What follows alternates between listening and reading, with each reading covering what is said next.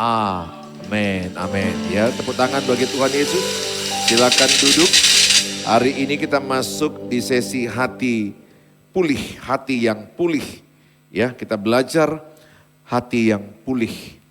Nah, kita akan belajar di dalam Yehezkiel 36 ayat 26, sama-sama kita membaca di depan. Mari sama-sama kita membaca di dalam PowerPoint kita.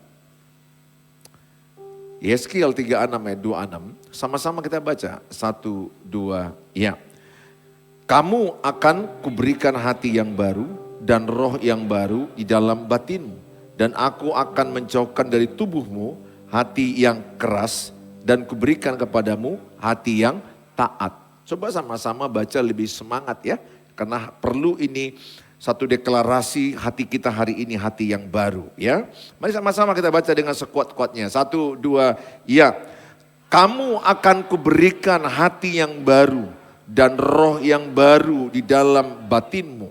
Dan aku akan menjauhkan dari tubuhmu hati yang keras dan kuberikan kepadamu hati yang taat. Ayat ini begitu jelas Tuhan mau memberikan kita hati yang baru, roh yang baru di dalam batin kita. Gak apa-apa musiknya dimainkan terus, diiringi dengan slow aja, dengan pelan.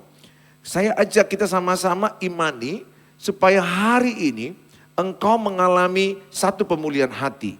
Mungkin hatimu yang dulu banyak tersakiti, hatimu yang dulu banyak penolakan, hatimu yang dulu banyak hancurnya saudara.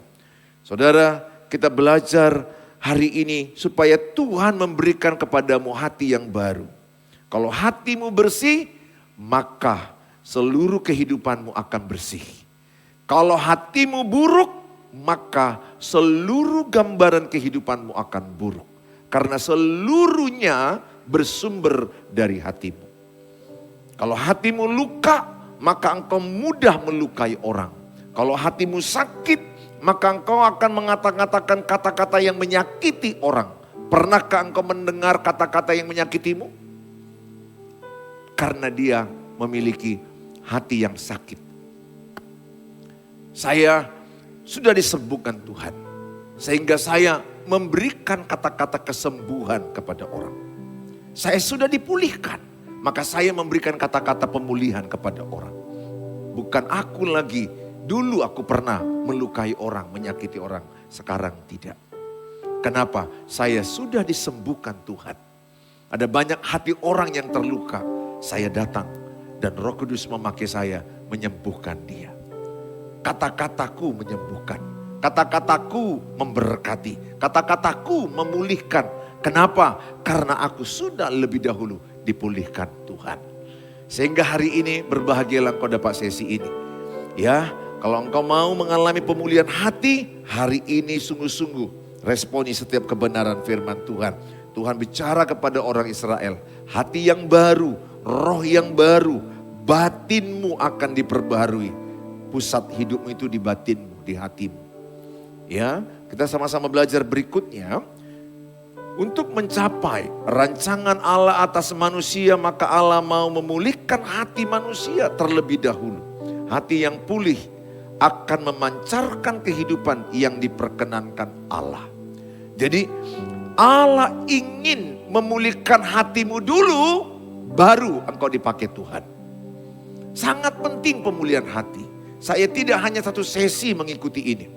Berjilid-jilid banyak saya lakukan, maju ke depan, altar call, nangis-nangis. Transformasi hati atau namanya TH, transformasi hati. Hatiku ditransform, diubahkan.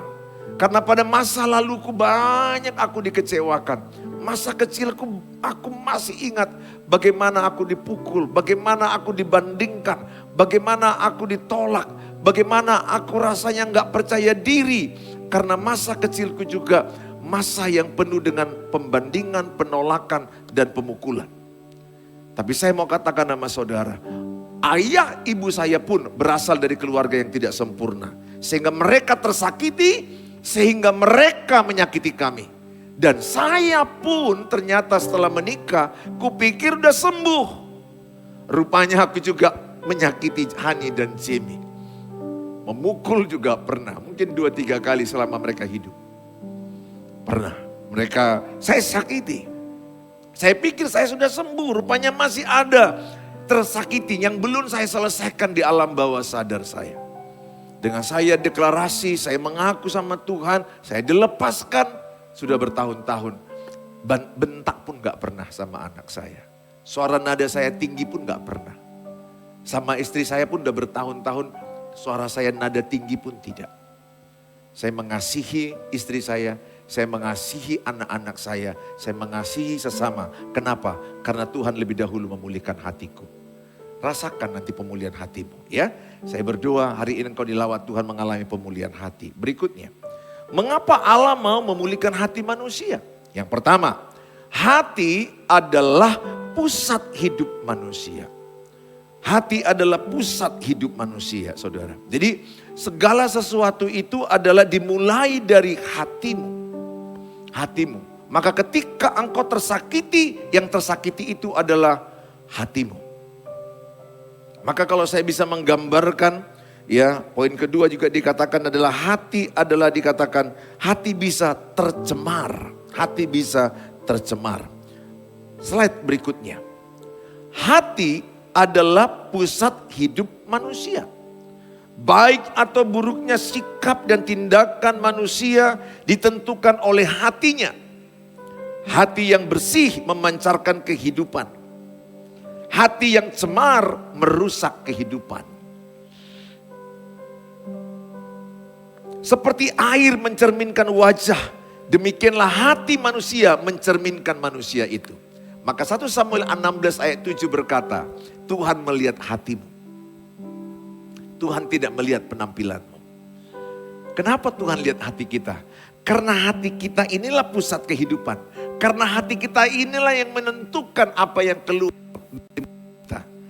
Dari hati kita inilah yang menentukan apa isi pikiran kita. Kenapa orang berzina? Dimulai dari pikirannya.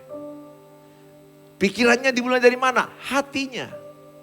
Hatinya terluka, hatinya kecewa, hatinya dendam, hatinya benci, kepahitan. Maka iblis menduduki hatinya.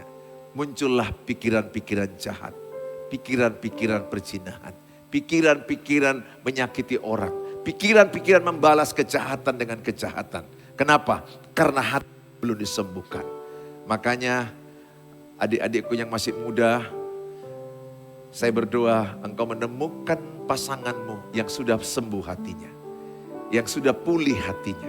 Kalau engkau menikah nanti dengan seorang yang penuh luka di hatinya, tabungannya banyak luka.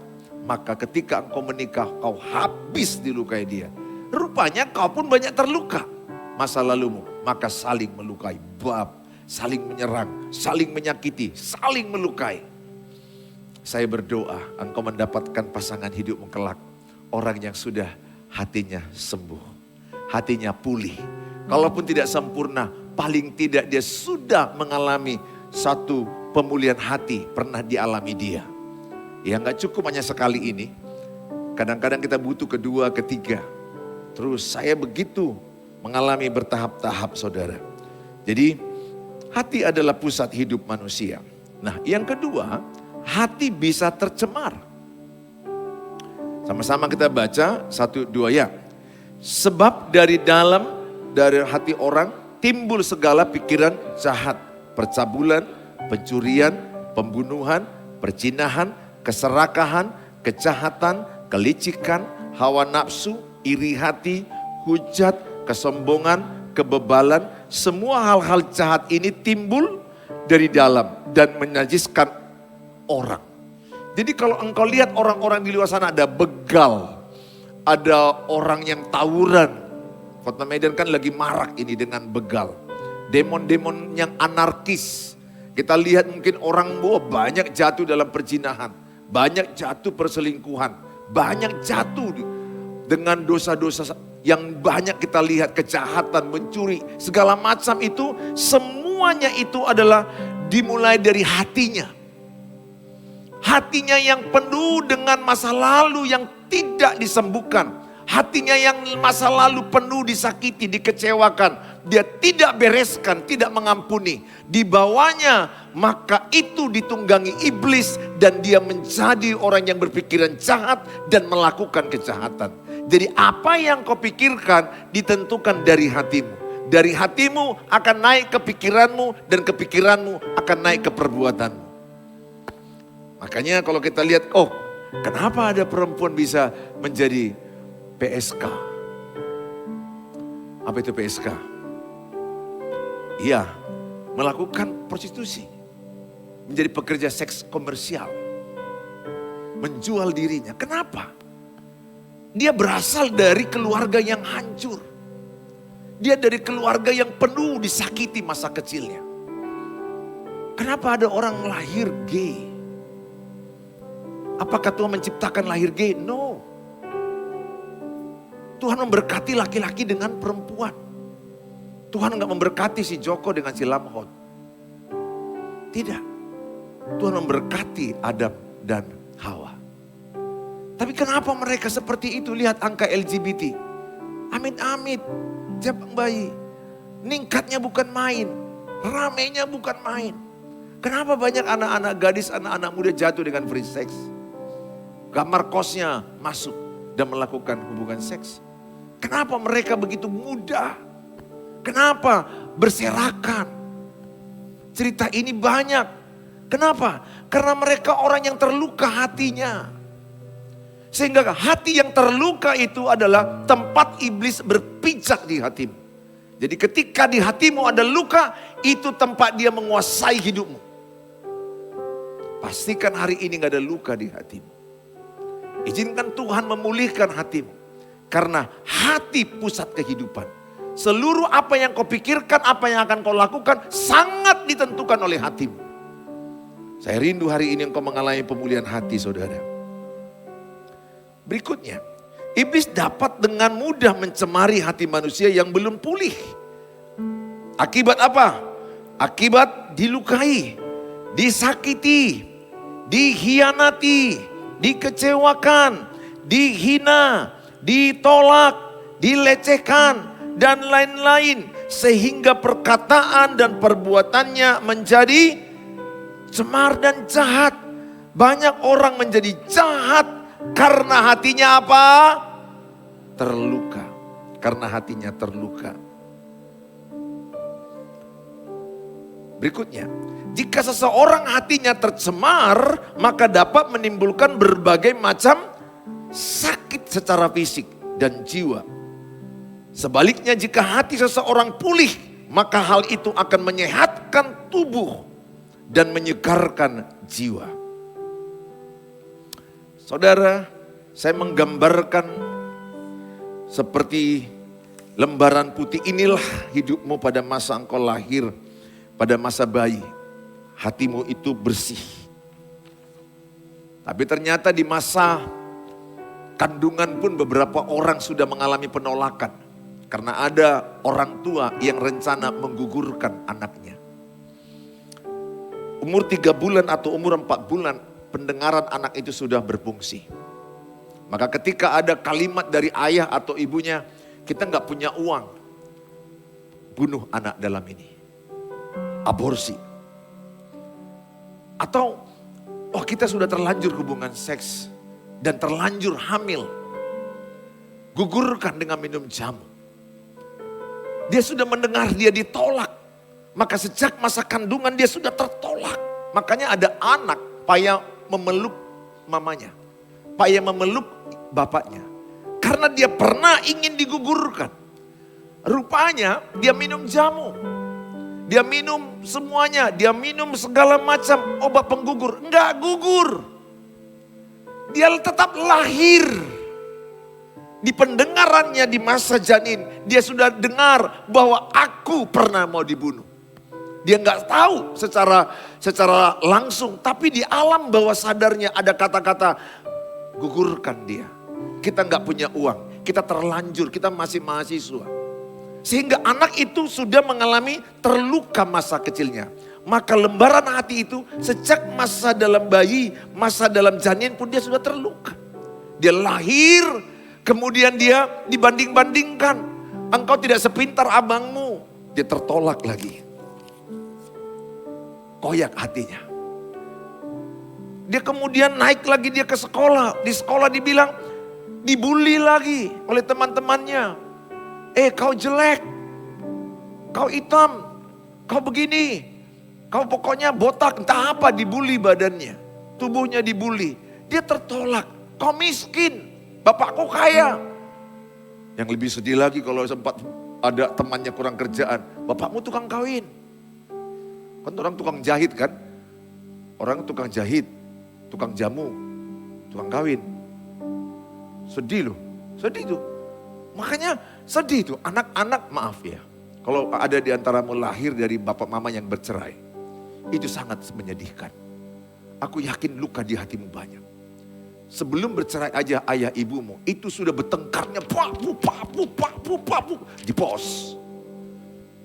Berapa lama bertengkarnya? 5 tahun, 10 tahun. Selama dia tumbuh kembang, dia dengar ngamuk, banting pintu, maki-maki. Makanya Bapak Ibu, jangan pertontonkan pertengkaran di depan anak-anakmu. Sepanjang kau pertontonkan, itu hatinya luka. Kau tidak tahu. Tapi itulah fakta.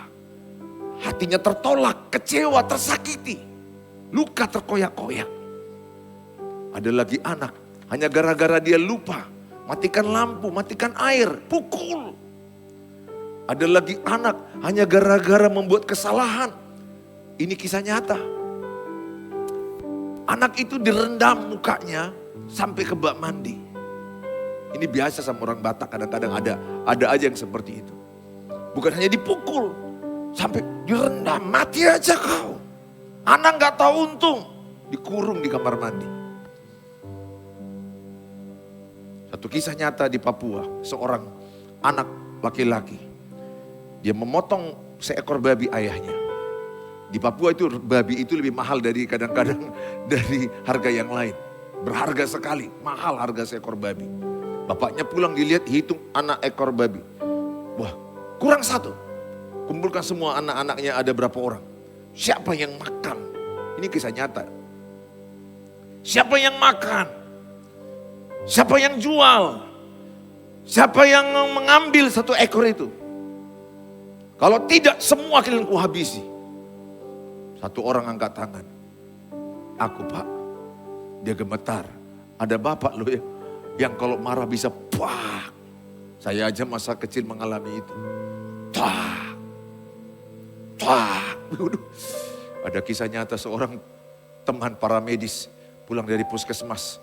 Dia bertengkar dengan istrinya. Ini kisah nyata. Istrinya pulang ke Sibolga. Dia di Simalungun.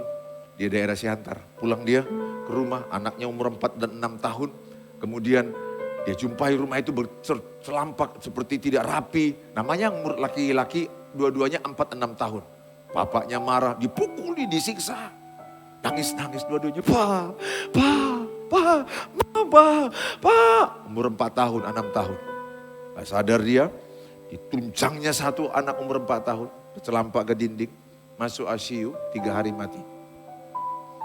Dan dia ditangkap di penjara. Bapaknya pun korban masa lalunya disakiti. Maka putar dia siklus. Dia dulu disakiti ayah ibunya. Enggak sembuh lukanya.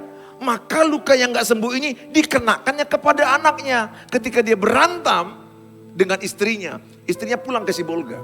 Dia habisi anak yang dua-dua ini. Ada anak yang dibesarkan dengan main pukul. Di Papua itu apa yang terjadi? Anak itu ketakutan. Ampun Pak. Bapaknya sangat marah. Dia pukul habis, dia pukul semua habis. Dia pukul semua, dia tunjang, dia siksa semuanya. Anak yang memotong babi itu diikat di pohon. Tangannya di belakang tengah malam. Bapaknya ambil pisau, potong telinganya 1. Makan. Dia makan telinganya. Dia dendam sama bapaknya. Dia ingin membunuh bapaknya. Dia ingin membalas. Puji Tuhan, dia ke Jakarta merantau. dia jadi pendeta. Dan dia menyaksikan ini di depan 800 hamba Tuhan. Dan dipertontonkan, telinganya tinggal satu. Telinganya tinggal satu. Dan dia pulang ke Papua. Dia jumpa bapaknya. Bapaknya lihat dia ketakutan, mana tahu mau dibunuh. Lari-lari bapaknya, lari-lari. Bapaknya dengan dia akhirnya pelukan. Mereka nangis. Tapi sejak itu dia bilang, hatinya dibersihkan. Saya nggak tahu masa kecilmu kayak mana. Apakah engkau tertolak? Apakah engkau pernah dibandingkan dengan abangmu, dengan anak tetangga, dengan anak paman? Apakah engkau pernah dikatakan bodoh di sekolah? Atau engkau pernah disakiti juga karena pacaran, engkau diputus cinta sepihak. Engkau terluka. Apapun ceritamu semuanya itu. Yang melukai di hatimu. Engkau harus ambil keputusan untuk engkau dibersihkan. Ada orang sampai sekarang. Mulai dari masa SD dilukai, dibully. SMP, SMA dia pacaran. Kemudian juga dilukai. Di masa kuliah juga diputuskan tiba-tiba cintanya, ditolak, dilukai. Orang tuanya juga bilang kau bodoh, anak sial, anak gak tahu untung dari kecil. Jangan ucapkan itu sama anakmu. Anak bodoh, anak sial, anak gak ada tahu untung. Kenapa kau lahir? Terkutuk. Ada ayah yang mengutuk anaknya. Bayangkan hatinya begitu terluka, terkoyak-koyak. Sehingga seluruh hatinya itu terkeping-keping, berkeping-keping, hancur, berkoyak-koyak. Hancur hatinya, penuh dengan luka di hatinya. Dan tidak mengampuni. Maka dia akan pribadi monster. Yang siap melukai siapapun. Dia siap membunuh. Makanya ada pembunuh. Pernahkah kalian berpikir kenapa ada orang pembunuh? Kenapa ada orang memutilasi, merebus, makan lagi, bayangkan. Pernah dengar cerita itu? Kisah fakta orang memutilasi. Setelah dimutilasinya, dimasaknya, dimakannya. Kenapa? Luka. Kenapa orang lahir menjadi homo, gay, lesbi, luka dengan ayahnya. Hari ini putuskan di hatimu mengampuni.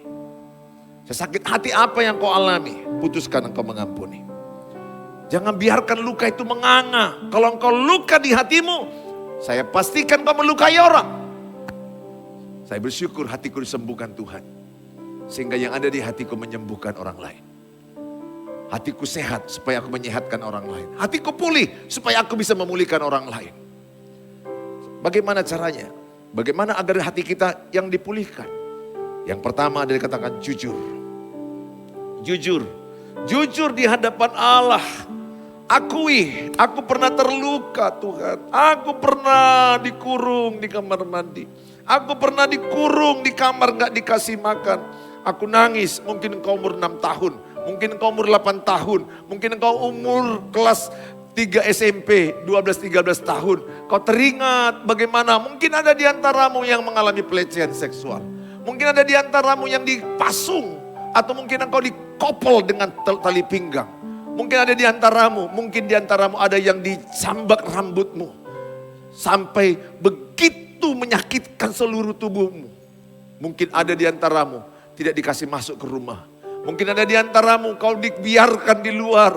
Engkau ketakutan di kegelapan, ma, pak, buka. Mungkin ada di antaramu dikurung di garasi mobil. Dikurung di garasi mobil. Kau ketakutan, ma, buka, ma, buka, ma.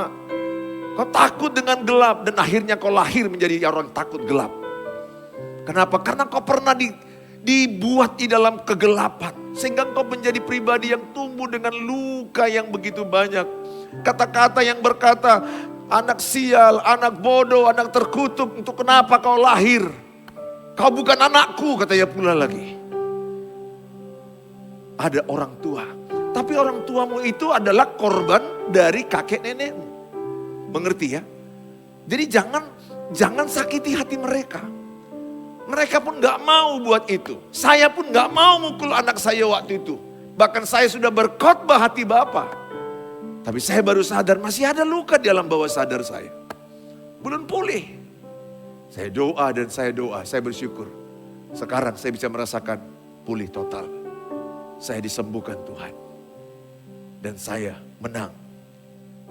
Saudara, kenapa ada orang jatuh perzinahan? Orang yang jatuh dalam perzinahan, jangan salahkan mereka. Begal, jangan salahkan mereka. Mereka lahir dari keadaan keluarga yang terluka, keluarga yang tersakiti, sehingga mereka korban tersakiti. Fatherless, tidak hadirnya ayah. Motherless, tidak hadirnya ibu. Ada juga ayah yang hadir, tapi kerjanya main pukul langsung, main bentak langsung. Ada ayahnya minum tuak aja, minum bir, minum alkohol, pulang-pulang mabuk. Yang langsung main bentak, langsung main pukul. Aku gak tahu sejarah kecilmu, tapi saya bisa merasakan beberapa di antaramu. Engkau sangat terluka pada masa lalu. Tapi izinkan Tuhan ingin memakaimu. Dia mau memakaimu dengan hari ini hatimu dipulihkan. Jujur sama Tuhan. Kalau kau jujur, Tuhan mudah memulihkan engkau. Yang kedua dikatakan mengampuni. Markus 11 ayat 25 sampai 26. Maka kalau engkau mau diampuni hari ini, maka engkau mengampuni. Ampuni yang menyakitimu. Nanti ketika doa engkau berkata, ku ampuni bapakku, ku ampuni mamaku, ku ampuni masa laluku, ku ampuni tanteku, pamanku, ku ampuni orang-orang yang pernah melukai aku. Engkau yang tahu itu. Ambil keputusan, engkau lepaskan pengampunan. Kalau engkau melepaskan pengampunan, Pak, gak sanggup, undang Roh Kudus. Mungkin terlalu sakit ceritamu. Kau tidak kuat, kau tidak mampu. Tapi kalau kau undang Roh Kudus, dalam kitab Roma ayat 5 dikatakan, Roma 5 ayat 5, maka Roh Kudus itu yang akan memampukan engkau melepaskan pengampunan. Gak ada orang yang kuat mengampuni. Gak ada orang yang kuat ditampar pipi kanan kasih pipi kiri. Gak ada orang yang kuat balas kejahatan dengan kebaikan. Hanya oleh Kristus. Hanya oleh Roh Kudus kau kuat. Saya pun pendetamu ini gak kuat kalau saya disakiti. Balas dengan kebaikan. Tapi Roh Kudus, Tuhan Yesus yang di hatiku memampukan aku memberkati musuhku. Hari ini kekuatanmu terbatas. Izinkan Roh Kudus ambil keputusan mengampuni. Yang ketiga, dipulihkan. Datang kepada Allah, menerima pemulihan, kesembuhan. Lawat aku Tuhan, urapi aku, pulihkan aku dengan kuasa Roh Kudus. Lihat, Nabi Nathan ketika menegur Daud. Raja Daud yang melakukan dosa itu di kitab Mazmur. Mazmur 51 ayat 1 sampai 13. Ketika Nabi Nathan mengingatkan dia dosa-dosa, melakukan pembunuhan kepada suami Batseba, berzina dengan Batseba, begitu sadisnya, banyaknya dosa dia. Tapi dia berkata, ampuni aku Tuhan. Nah, kalau dibaca Mazmur 51 itu, ayat 1 sampai 13, itu bagaimana dia nangis. Ampuni aku Tuhan, aku berdosa, aku salah. Dia dipulihkan. Kalau ada pengakuan dosa, engkau mudah dipulihkan Tuhan. Yang ketiga, ambil komitmen. Jauhkan hati yang terluka. Dalam Ibrani 12 ayat 15. Ibrani 12 ayat 15 dikatakan adalah, jagalah supaya jangan ada seorang pun menjauhkan diri dari kasih karunia Allah. Agar jangan tumbuh akar yang pahit. Yang menimbulkan kerusuhan. Dan yang mencemarkan banyak orang. Akar pahit itu adalah sakit hati yang menumpuk. Itu akar pahit. Jadi kalau saya sakit hati sekali, sakit hati 2 kali, sakit hati 3 kali, sakit hati 100 kali, menumpuk terus, maka dia menjadi akar, mengakar dan pahit. Kalau sudah akar pahit, maka dia akan jatuh kepada kecemaran. Dia akan jatuh kepada dosa-dosa yang lain. Mencemari dikatakan. Saya berdoa hari ini kau dipulihkan Tuhan. Mari kita datang kepada Tuhan. Kita berkata, Bapa sentuh hatiku.